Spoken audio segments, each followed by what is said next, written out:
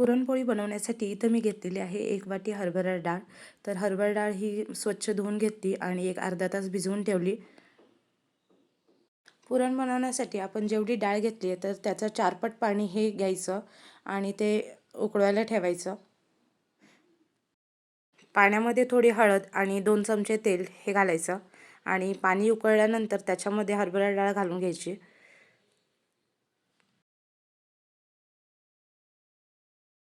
डाळ शिजवण्यासाठी कुकरला एक 6 ते 7 शिट्ट्या देऊन द्यायच्या, जेणेकरून डाळ चांगली शिजेल.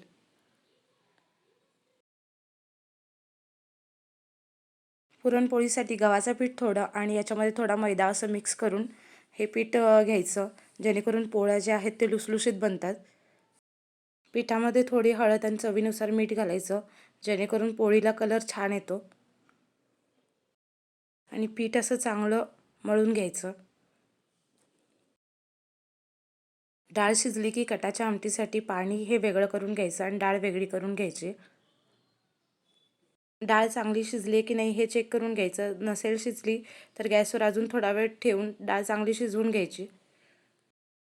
डाळ शिजल्यानंतर जेवढ्या आपण डाळ घेतलेली आहे तेवढा वाटी गूळ घ्यायचा. जर तुम्हाला गोड जास्त आवडत असेल तर थोडासा गूळ वाढवला तरी चालतो. आणि मस्त ही डाळ अशी गूळ घालून शिजवून घ्यायची चांगली.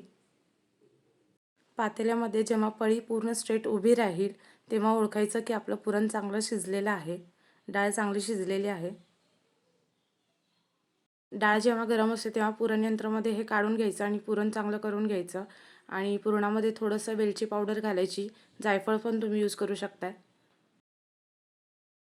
पुरण झाल्यानंतर मस्त असा गोळा बनवून घ्यायचा आणि जसं आपण मोदक बनवतो तशाप्रमाणे याच्यामध्ये मस्त पुरण भरून घ्यायचं. आणि पुरण भरून झाल्यानंतर हे व्यवस्थित बंद करायचं आणि थोडंसं पीठ लावून ही पोळी लाटून घ्यायची हलक्या हाताने.